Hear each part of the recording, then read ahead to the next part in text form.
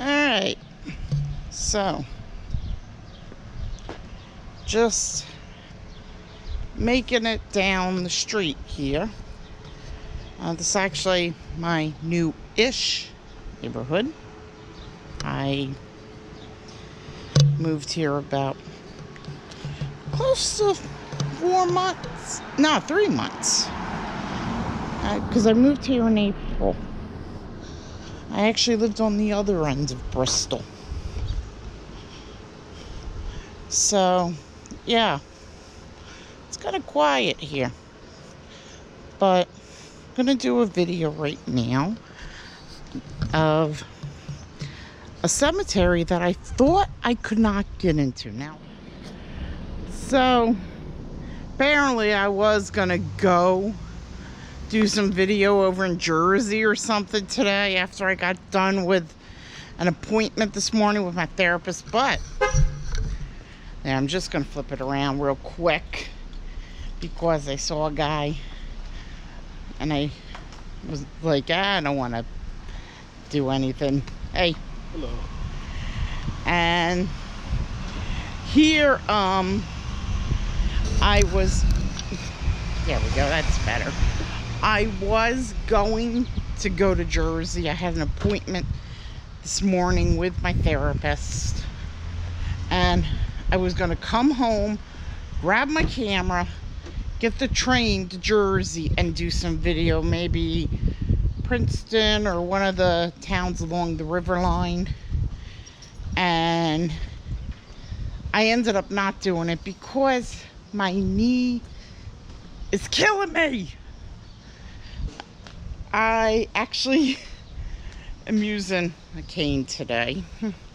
I usually don't when I do video, but here we are.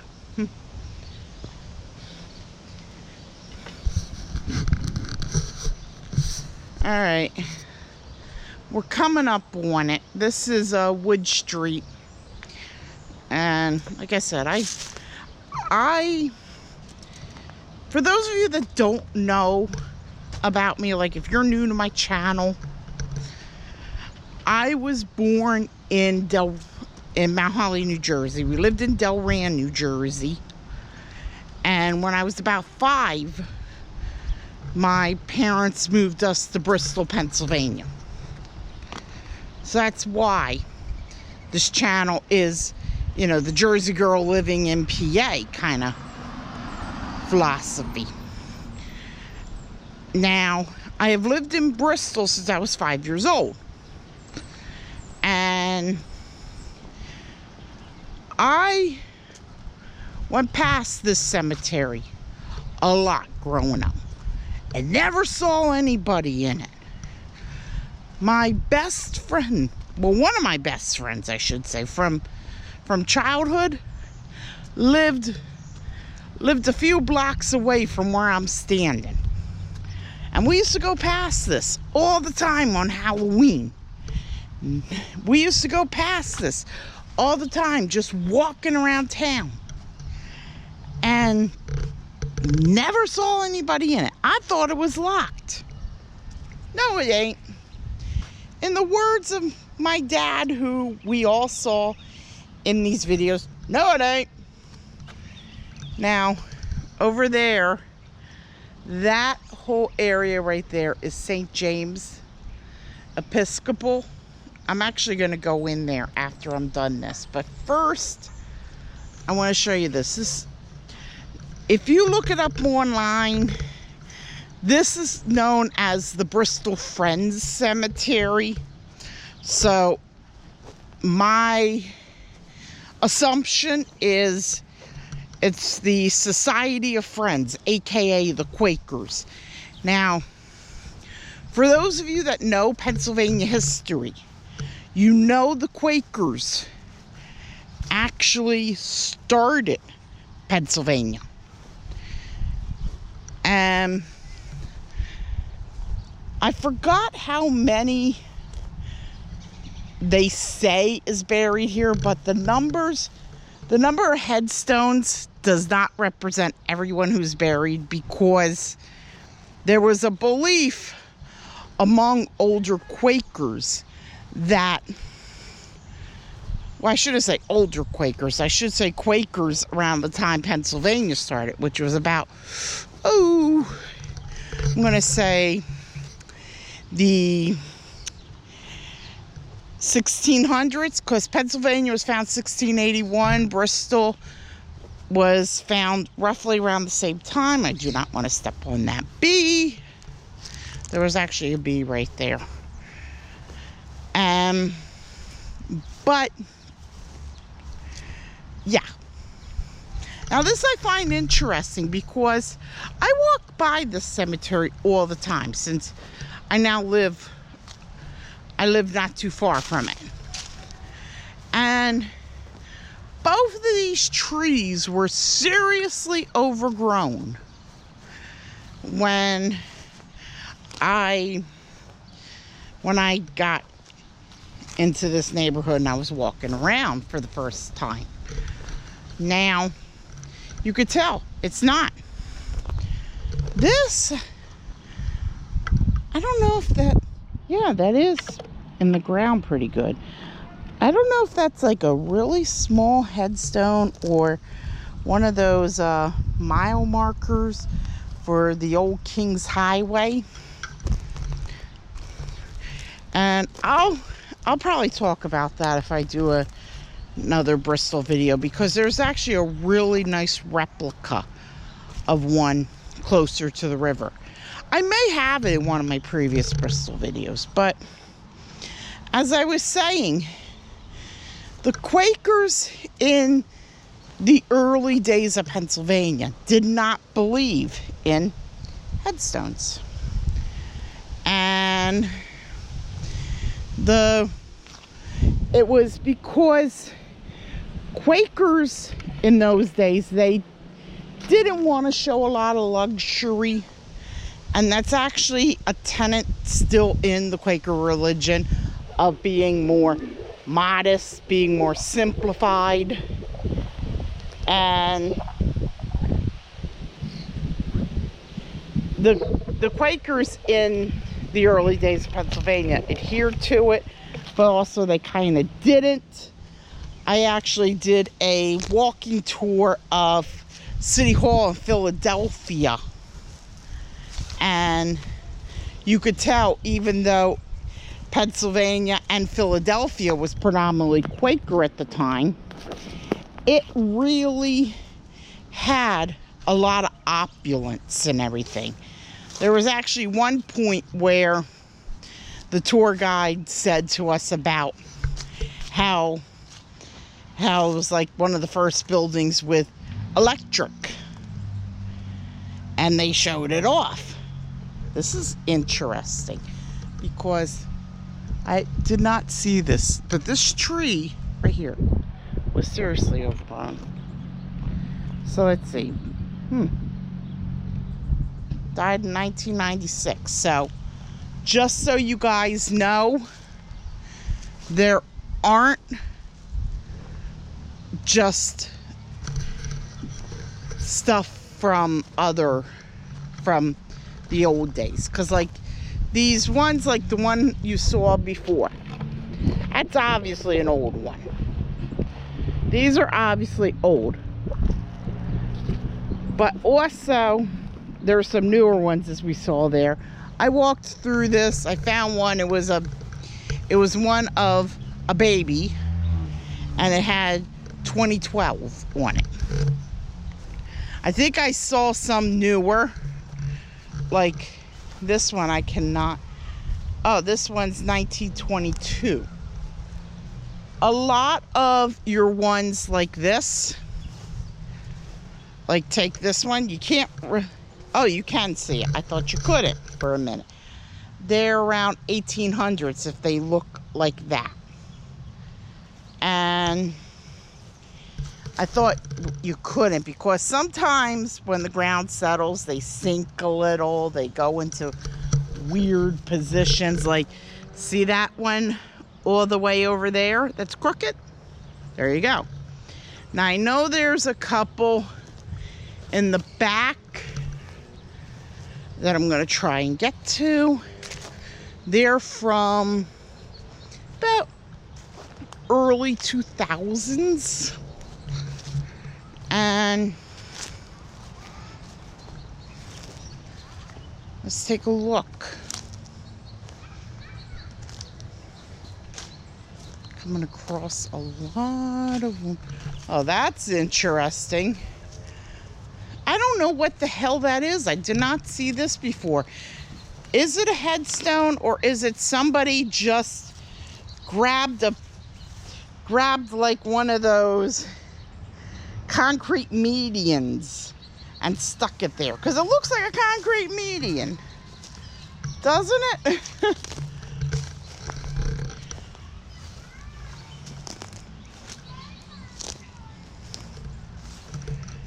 Of course, it could be crazier, because remember my Christchurch video where you saw basically headstones that were inside the church on the floor.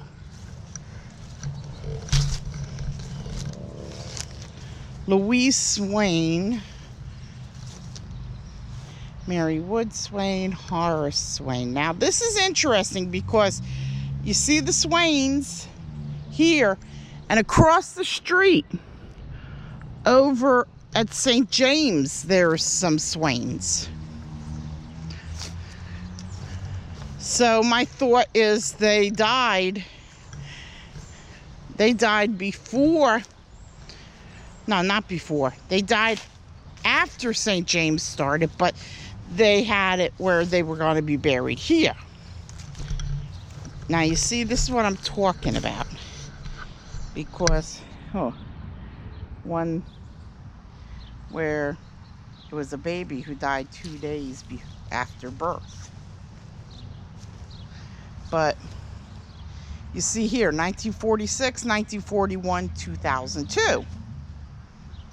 So, yeah, the cemetery is still used, but not by much. I mean, a lot of times if I see people being buried, it's over there in St. James. This is rather interesting because you rarely see this, because it's always covered up by plant life and everything. But yeah, I guess they just put them in, and nobody realized that the trees were going to get crazy. Because you go into some newer cemeteries and you'll see the trees kind of pruned, or not necessarily over graves like this. I know Princeton Cemetery, which I did a video on a couple years ago, they had trees in the cemetery, but it wasn't like, obvious like this. But I do want to show you guys something, because further up there is a grave that is rather newer, and this will prove my point that this is not necessarily just an old historic cemetery. It's a cemetery that's being used, but there really is not a lot known about how many people exactly are buried in this cemetery. And the reason why is because, well, a couple of reasons. One, like I said about the Quakers and how they didn't use headstones a lot. But the other reason is because of record keeping, historical record keeping, which I'll talk about in a moment when I get over to St. James. Now this, see, there's one from 2007. This is the grave I told you about where it was 2012. So I'm thinking that was either a baby who died in utero and was delivered, or they were stillborn, or they had some kind of disorder where they died like shortly after they were born. Because I know there were a couple cases like that where the baby was born but only lived like maybe hour, 2 hours. So who knows? And I don't really want to go into it and think it. Of course, also I noticed that grave up there had a locomotive, but I didn't notice that bench the last time I was here. They must have just put that in. Now, the locomotive thing is interesting because my paternal grandfather, he's buried in a cemetery up in Washington's Crossing. And his grave has an 18-wheeler on it. And for those of you that are wondering, you know, my subscribers that have been with me since the beginning, no, we did not bury my dad. He was cremated. His ashes are sitting in an urn at my house.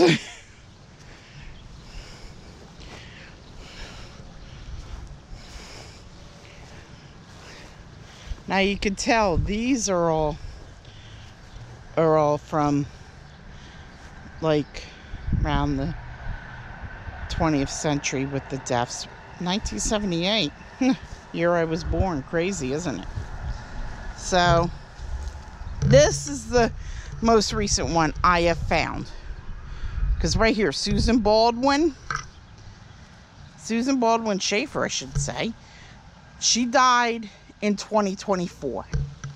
Now, sometimes when you see them where they don't have a date of death or a year of death, that's usually because they didn't die yet. But there is one in the next cemetery we're going to go to where it's very peculiar because of the fact that there is no year of death, and there's a reason for it, which I will talk to you guys about when we get over there. And it's actually just across the street. All right, I actually just went in through a side entrance here, but this is St. James Cemetery. Although it should be called St. James Graveyard, because I actually found this out from a guy that I follow on Facebook who is a undertaker, that the difference between a cemetery and a graveyard is traditionally graveyards are attached to a church. This one is. This cemetery or graveyard has people who were tied to Bristol's history in some way, shape, or form. I'm pretty sure the Quaker one does too. Ooh, nice crypt. And, you know, so you'll see a lot of older ones in this one, as well as the other cemetery. You could see a lot of them too are in nicer shape, and a lot of that is because there are a lot of volunteer groups that come in and try and clean the headstones and everything. So that's why some of these headstones look a little nicer. And you'll see a lot of the name Landerith when you walk around here. And Landerith was actually a part of a family that one of the founders of Campbell's Soup was a part of. At least that's the story I was told. I actually know some people who have gone to this church because my mom's old florist went here. He died a couple of years ago. But the first stop I want to show you guys is this is the Spring family. Now, the one reason why I want to point this out is right here, Gertrude Louise Spring. For those of you that know Bucks County, you have probably heard the legend of Midnight Mary. Legend of Midnight Mary was a girl who, she was coming home from prom and got into an accident by the area they call Penn Warner Lake now, which is in Tullytown. Well, they attribute it to Gertrude Louise Spring. Now, look at the year she was born, 1909, 1935. I did the math. It's about 28 years. So, it's either somebody goofed up or that wasn't her. And the legend is actually, you know, on a spring night, you'll drive by Penn Warner Lake, see a girl in a dress hitchhiking, and she'll get in the car, you'll go to wherever she says, but you'll get there and there'll be nobody in your car, just a puddle of water. Looks like they are trying to put up a couple of old markers and fix one, obviously. But I came to the back of the church for a reason. Now, first off, I want to point this out with that more modern glass behind the stained glass. It's a part of a preservation effort because this cemetery and this church date back to the 1700s. So that was to preserve the stained glass. But you could tell there's a lot of old graves and a tree that they forgot to get rid of the stump. But this is why I also wanted to come back here. And I was actually at Bristol Alt Fair yesterday, and one of the ladies I was talking to was saying about it.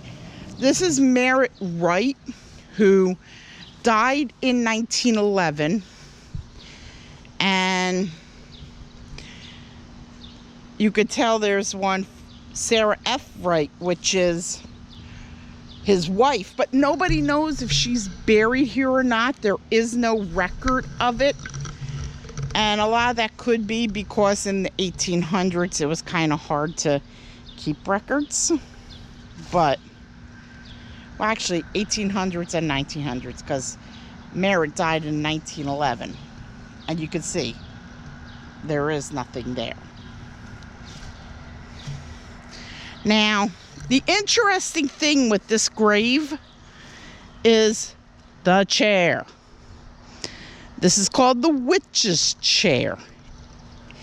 And the story is, if you sit in this chair at certain times, you will feel what is basically the ghost of Merritt Wright. He had this put in his grave site because he wanted his wife to have somewhere to sit. And like I said, nobody knows what happened to Sarah Wright.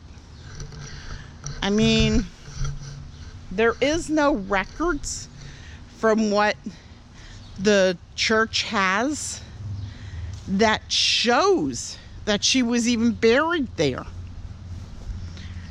So being used, there's a couple that are newer over there. And actually I knew it was too because I have a friend whose dad is buried in this cemetery. It's actually a guy I went to school with. I'm trying to be careful because of my knee. But right here, I assume a lot of these are cremated remains. But like, you could tell, see, 2014, 1933, 1985. This lady was actually the priest at St. James when I went here a couple times for service. And then that's her brother. And right here is actually, this is the guy I was telling you about.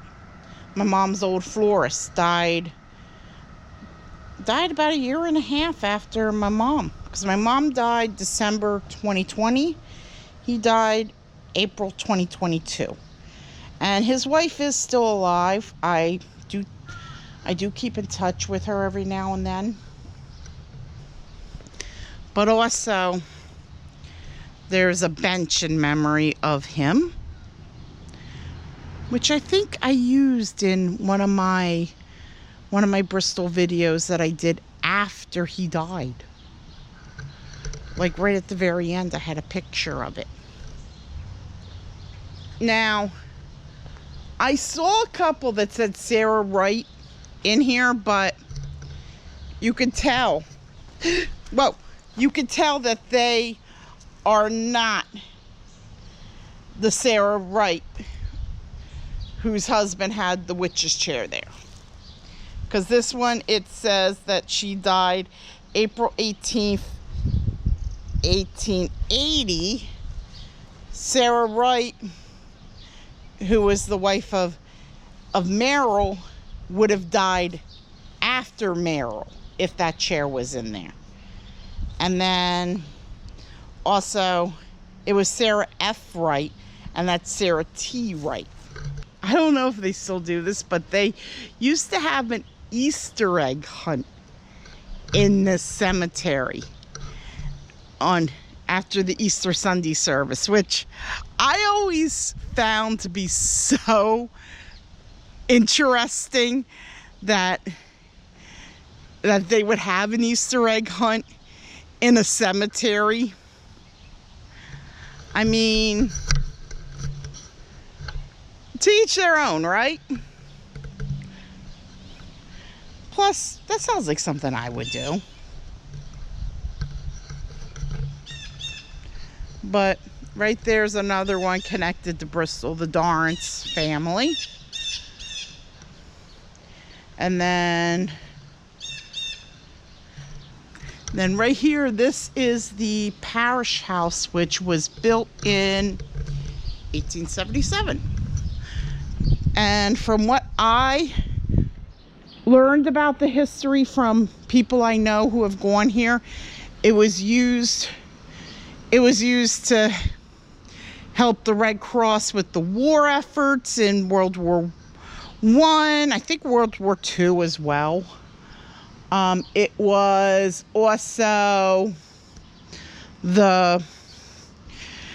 also just a very popular meeting house in a way for the town. I'm gonna step away, but I didn't want to get into the shot. But also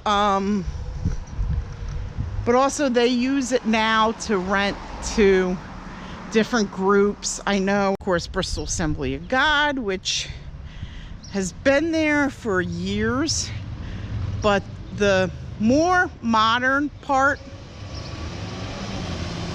I did not want this lady in the VW hitting me. Bad enough I twisted my ankle in the cemetery. But that tan stucco part was an addition they put in about 1980s. And then where you see all those cars parked, it's a Spanish market. It was actually an A&P when my dad was growing up. When I was growing up, it was a thriftway, and now it's just a independent Spanish market. And then on that corner, this is Wood Street. On that corner all the way up, actually I'll show it to you. On this corner all the way up is the old Bristol High School. I think I talked about this in a couple of my videos, but yeah. Right here, this is the old Bristol High. This actually used to be the polling place for Westward in Bristol Borough. It's now, of course, over at Snyder Girardi, the elementary school, which is actually around the corner. And I remember that because I used to live in Westward. And Westward had it where, when I first registered to vote, the polling place was at a firehouse. Actually, they had a couple different polling places. They had this one, and they had one at the firehouse. I voted at this one at a firehouse. And then they moved everybody to this building that lived in Westward to vote. And now they moved them all over to the elementary school. But you could see right there, Bristol High School, the old thing's still there, and that is a housing development, I guess you can call it, that Bucks County Housing Authority created, and that has a lot of senior citizens. Also has some disabled people that are under the age of 60. I think it's 63 is the minimum for a lot of the elderly housing in the Bucks County Housing Authority system. And then further down on this side is the old Mulberry Firehouse, which I know I talked about in a video before. That's the United AME Church. There is actually a Methodist church just down the street there. So, yeah. I might do another video like this. I think I'm going to go home and rest. Plus, I know I left my phone at home because this whole time I was doing this video and I didn't hear a ding. So I'm gonna go home, get some rest. Hopefully I didn't do anything too serious to my ankle, because that's on the side that doesn't have all the problems. So there. So yeah, that's it. Feel free to like, comment, subscribe. I'll see you on the next adventure.